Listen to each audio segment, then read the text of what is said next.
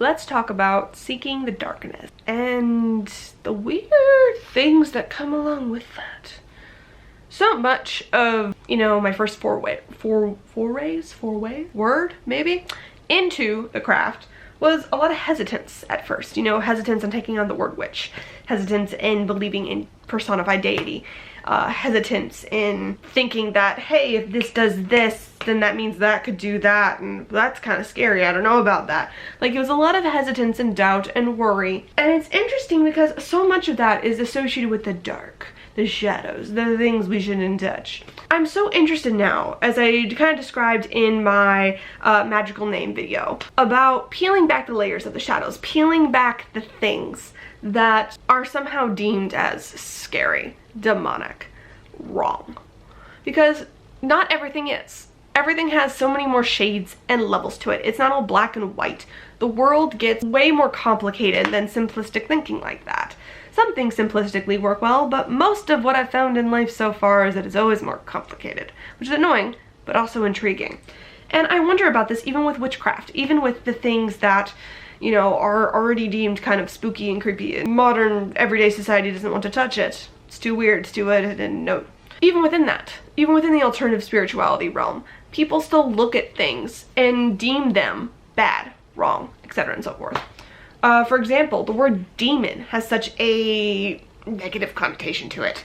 Which, why? Like, I've talked about demons being other gods before in history, and that people took the gods of other people's religions and turned them demonic. They made them into these things because they wanted you to turn to their religion, to believe in their faith, gain more power, believe, stand with me type of deal. But then demons still hold this negation to the point, like, they're trying to trick you, that you can't trust them, that even looking at them, even exploring them, even looking into it just a little bit, no, that you could sell your soul, this could be dangerous for you, or not even sell your soul, but like, this could have horrible detriments on your life in general. And that intrigues me because it's always like this seeking of information. Gaining more information is what is wrong, right? And there's still some things that, like, you probably just shouldn't touch. Like, if someone tells you fire's hot and you touch the fire because you need to find out, you're gonna find out it's hot. It's not that hard. Bing, bang, boom. So people assume that with simple things, like demons are bad, don't work with a demon. Witchcraft is bad, don't do witchcraft, you'll sell your soul to the devil. And when you get past certain levels of it, so I think people start to realize that no, it's not. If you dive into that, that's not how that is. And there's certain aspects of alternative spirituality with, like, you know, always the love and the light and that thing. And I definitely think there's a place for that, and I love that stuff. I'm all for it. You should definitely try to express more love and light and try to manifest the things into your life. But if you always steer away from the dark, from the gritty, from the things that we deem as, or society sees as evil, how do you really know if it is or it is not? If you turn away from all evil things, all dark things, all things that are been labeled bad, how will you ever really be able to analyze them or see them as possibly something they're not? Could you be overlooking something that's fantastic, that's great, that really works well for you? Could you be disregarding things and actually be a detriment for it? You know, when people don't examine their shadows, you know, the whole point of shadow work that is discussed constantly in the spiritual community is the idea that you are looking at the things that are unsavory about yourself, things that you have trouble dealing with, things that are, you know, they give you the ick feeling sometimes. You have to open them up and really examine them, see what's going on there. It's important to do because how else do you grow? We have good feelings and bad feelings so that, because if you didn't know if it was bad, how would you know if anything's good? Like, there's that balance, I think, is necessary. The idea of the taboo and things that are wrong, but why are they wrong? Why are they considered evil? Like, asking those questions I find so important because I think sometimes we just accept truths that have been told to us without exploring them. And as I said earlier, the demonization, even the word demonization, like, why is demon equal bad? But like, that idea that seeking of information, like, this is so scary, you can't even investigate it. You can't even peel back the layers. Don't even look at it too long because something bad will happen to you. And I find this increasingly interesting because with the stuff that's really scary, aka the stuff that's supposed to, like, absolutely terrify you, the stuff that's supposed to, like, ruin you, it's stuff that ruins you in the afterlife or in the next life, or things that, like, have you ever noticed that it's always the stuff that you can't confirm, the stuff that you're like, you can't do that because you'll burn in hell for all eternity. But none of us have ever gone and come back from that. We don't have a definitive of, yes, hell is a thing. So why is the punishment for it something that happens in the afterlife? Why is the punishment for something, you know, or karma even, like that idea, the fact that like the reason you are suffering so much right now is because you were karmically bad in your past life. And it's like, are you sure about that? Do you know what life I lived last time? I think you're kind of talking out of your ass there.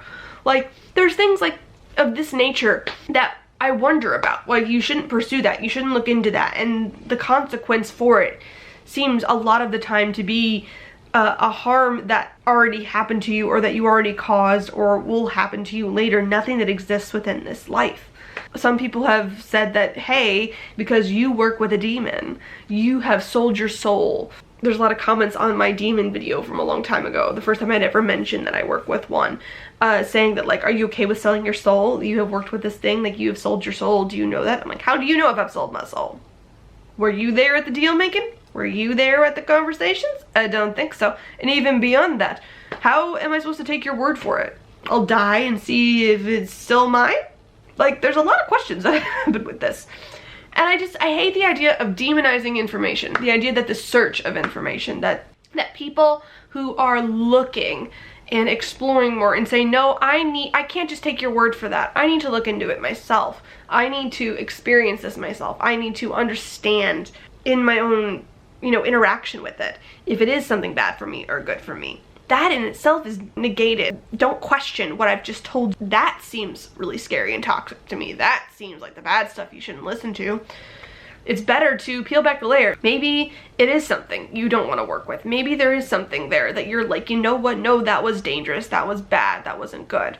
And there are still some things that, like, you know, in grand scheme, random argument, someone be like, oh, so you need to experience murdering someone to know murdering isn't wrong? No, that's pretty simple to put 2 and 2 together. Again, the logic follows.